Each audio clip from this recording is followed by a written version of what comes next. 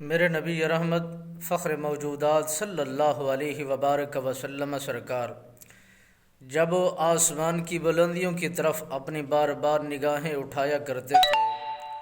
تو رب لم یزل نے، مالک ارض و سما نے اعلان فرمایا، قد نرى تقلب وجهك فی السماء،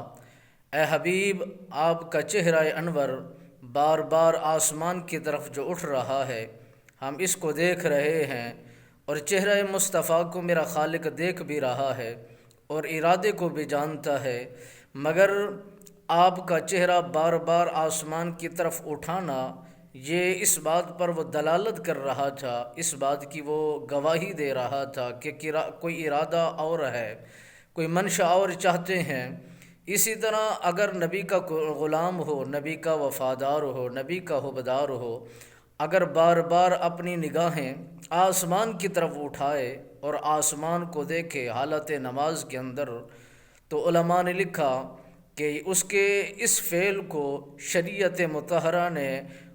غلط قرار دیا ہے، پسند نہیں کیا، بلکہ مورخین نے لکھا ہے، وہ لکھتے ہیں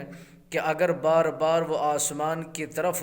حالت نماز میں سر اٹھا اٹھا کر دیکھے گا اور چہرہ اپنا آسمان کی طرف بلند کر کے دیکھے گا، کہیں ایسا نہ ہو کہ اسے اس کا نور اس کی آنکھوں سے جدا کر دیا جائے اور اس کا نور اس کی آنکھوں سے لٹا لیا جائے۔ تو میرے مصطفیٰ کا اور عام امتی کا یہ فرق ہے کہ رب العالمین کے حبیب نے جب آسمان کی طرف نگاہیں اٹھائی تو رب العالمین نے فرمایا،